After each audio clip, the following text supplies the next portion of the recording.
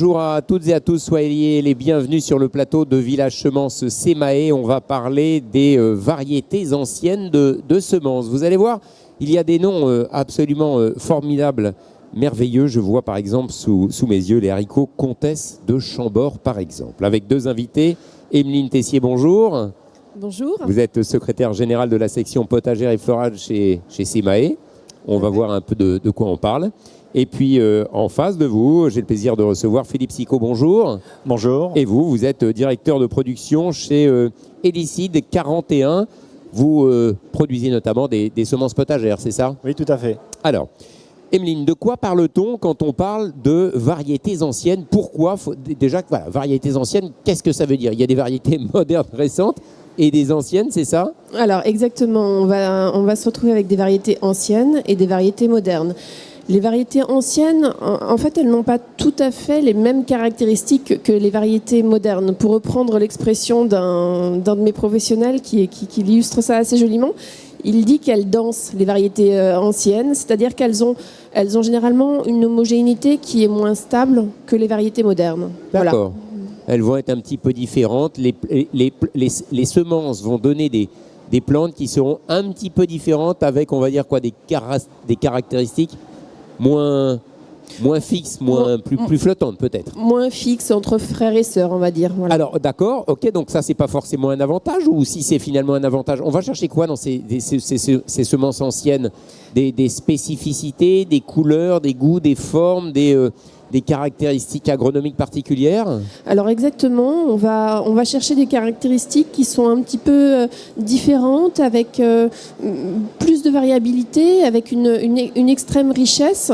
Et comme le disait monsieur Rémi Bastien lors de l'émission précédente, ce sont des variétés qui vont être utilisées dans les programmes de sélection notamment.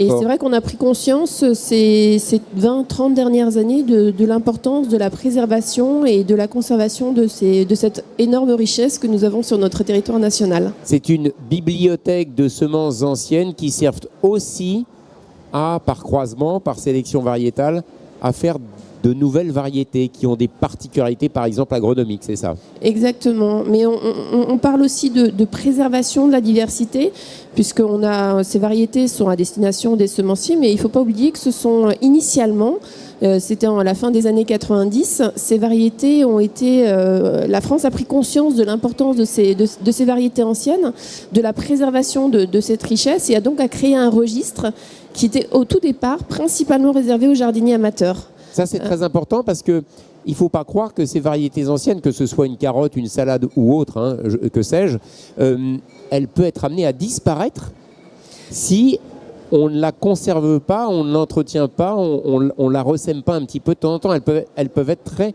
géolocalisées, je crois. Exactement. Alors, c'est la raison pour laquelle on a vraiment pris conscience de l'importance de conserver ces variétés anciennes, et que la France s'est fortement impliquée dans ce processus en créant ce registre qui d'ailleurs a eu un succès phénoménal. On a eu plus de 200 variétés qui ont été inscrites sur ce registre. Oui. Et à l'heure actuelle, donc petit à petit, en fait, l'évolution a fait que l'Europe aussi a fait le choix de préserver ces variétés. On a initié quelque chose, quoi, finalement, en France, au départ. Oui, on avait quelque chose en France initialement. L'Europe a effectivement repris, entre guillemets, cette idée-là. Voilà, cette bonne idée que la France a redéclinée sous forme de liste. Donc c'est une liste qu'on appelle la liste D. C'est pas un nom très... un peu technique et pas très romantique, allez, on va dire. Pas très romantique, mais c'est une liste qui permet d'inscrire des variétés qui sont du domaine public. C'est-à-dire qu'elles sont totalement libres de droit. On va parler de noms très particuliers de régions tout à l'heure. Ce sont des variétés qui sont liées à des terroirs. Par exemple, le haricot Comtesse de Chambord. Voilà, le haricot de Comtesse de Chambord. C'est vous qui nous l'avez amené, hein, Philippe Sicot. Alors il est tout petit, lui. Il est tout petit, oui. J'ai envie de dire. Oui, c'est un tout petit haricot. Oui. À propos de ces noms, une question. D'où viennent, comme ça, ces noms qui sont donnés à des semences, là en l'occurrence la Comtesse de Chambord, mais je vais en montrer d'autres. Celle-là qui est assez qui est mélangée, c'est le noir de Chevilly. Donc on dirait des petits œufs de caille, oui. Quasiment. D'où viennent ces noms? Les noms seraient des noms locaux, en fin de compte, puisque le Comtesse de Chambord est originaire de la région. Le noir de Chevilly à côté d'Orléans. On a aussi le gloire d'Orléans qui habituellement donc, est sur Orléans. Tous les noms sont donnés avec l'origine du lieu de... Là, c'est le haricot rouge de Chartres. Le rouge de Chartres. Voilà. Donc on imagine bien qu'il est de la région de Chartres. Hein. C'est Voilà, pas une tout à référence HLM 14-8. Non, donc chaque variété, le nom est donné en fonction du lieu d'origine ou alors du créateur de la variété en général. Alors vous, votre spécialité, j'ai envie de dire, l'une de vos spécialités, c'est de produire ces semences-là? De produire ces semences, oui.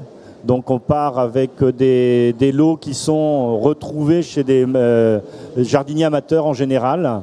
Donc ça, c'est le rôle... C'est une sorte de chasse au trésor pour les retrouver parfois. Pratiquement, oui. Une variété qui n'existe plus que chez un jardinier amateur. Voilà, c'est ça. Donc c'est des jardiniers amateurs qui font leurs propres semences. C'est un petit réseau dans des régions comme le Barangeonnier qui est originaire du Cher.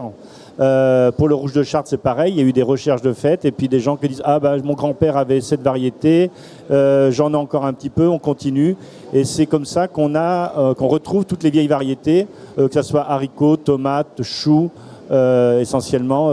Et ensuite, nous, c'est de les reprendre, de recaractériser la variété, de prendre toutes les caractéristiques et voir si ça correspond à la variété, si on a la description variétale.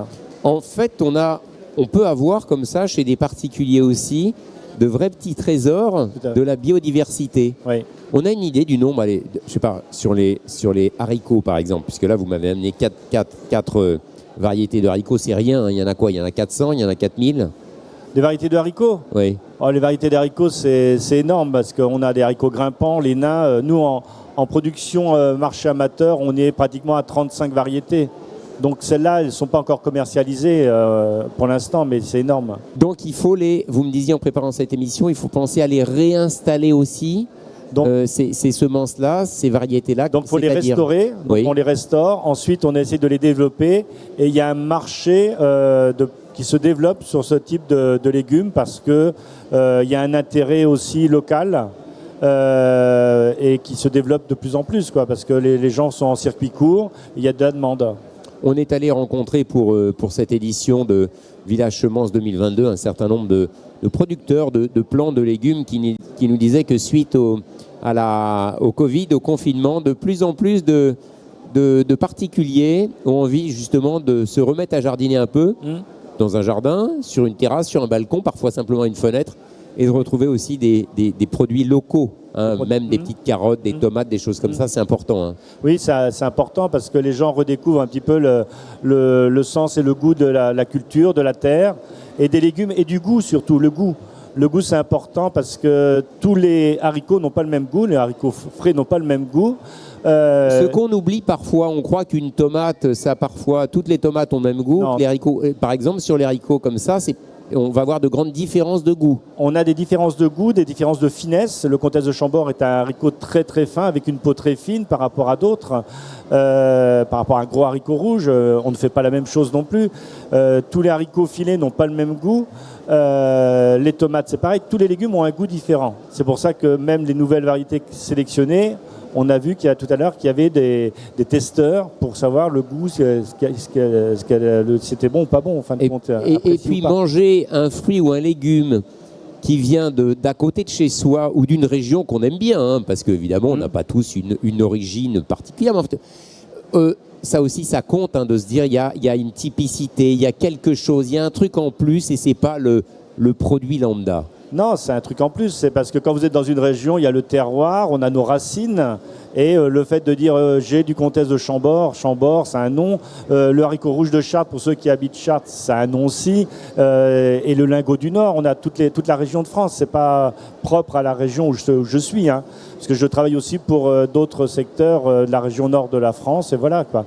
Et il y a une chose qui est importante, c'est que quand on parle des variétés, quand on est sur le marché, on achète des légumes, mais on ne connaît pas le nom de la variété. Mettez, s'il vous plaît, le nom du fruit ou du légume. Et pas simplement salade, carotte ou mirabelle. Ou ancien légume. ou ancien légume, ce qui est pire finalement. On ne sait même plus ce qu'on mange du tout. Et Emeline Tessier, c'est vrai, on rigole un peu, mais voilà, c'est important de de partir à la pêche à ces variétés anciennes, à les cataloguer, à les conserver, les maintenir en vie, et puis communiquer dessus, bien sûr, aussi. Exactement, et je dirais même de préserver comment elles existaient au préalable, parce que c'est vrai qu'il nous arrive parfois de commander une variété, on en discutait avec Philippe juste avant, on connaît cette variété, et puis finalement on se retrouve avec quelque chose de visuellement totalement différent. Et c'est la raison pour laquelle SEMAE a souhaité... Il y a ces listes de protection de ces vieilles variétés, de ces variétés anciennes, mais il faut pouvoir les maintenir et maintenir leurs caractéristiques ancestrales, patrimoniales. Ça veut dire les cultiver, on est bien d'accord. Hein. Les cultiver et faire appel à des spécialistes qui vont essayer de garder les caractéristiques d'antan pour justement conserver cette diversité qu'il y avait autrefois. Et c'est la raison pour laquelle les professionnels ont souhaité créer un fonds de soutien, parce que souvent ce sont des marchés très réduits. Ce travail-là demande des financements. Qui a été créé en 2020, je crois. Voilà, le fonds de soutien a été créé en 2020, voté en 2020 par les professionnels. C'est une vraie volonté des professionnels du secteur potagère et floral. Et aujourd'hui, on en est à plus d'une centaine de dossiers déposés. Et on a fait le bilan hier chez SEMAE. On en est à 56 dossiers acceptés, donc 56 variétés différentes qui seront soutenues. Cette évaluation des dossiers est faite par des experts. Voilà, c'est des gens qui connaissent généralement très bien les marchés et qui nous disent si ces variétés sont éligibles. L'important, c'est qu'elles soient patrimoniales, comme on le disait, qu'elles soient du domaine public. Voilà, on tient vraiment à préserver notre histoire à travers ces variétés. Philippe Sicot, les consommateurs, les producteurs aussi sont attentifs à toutes ces anciennes nouvelles variétés, enfin celles qu'on ressort. Tous les professionnels, donc les agriculteurs, parce qu'il y a un marché derrière qui est les grandes surfaces, moyennes surfaces ou la vente en direct. Le marché amateur est sensibilisé aussi. Donc c'est pas, là j'ai apporté que des haricots, mais c'est une gamme qui est beaucoup plus grande que ça. C'est du céleri à côte violette, c'est de la laitue brune du Perche, la laitue lilloise. Point commun de tout ça, hein, Chambord, le Perche, etc. Toujours une localisation. Hein. Il y a une localisation. Si je prends la laitue lilloise, c'est un nom, c'est la laitue qui est du Nord. La carotte de Tilque, c'est pareil. C'est vraiment situé et adapté à la région. Haricot barangeonnais. Barangeonnier, c'est un haricot qui est du Cher, de Neuvy-sur-Barangeon. C'était vraiment la représentation même, j'ai envie de dire, d'une production locale. Merci à tous les deux d'être venus nous parler de cette biodiversité, diversité cultivée, les variétés anciennes. C'est important de les conserver. On le fait en France. On a initié, comme vous le disiez, en Europe le même schéma. Merci à vous. C'est important de faire ce métier pour le plaisir de tous et de chacun. Merci beaucoup. Merci beaucoup.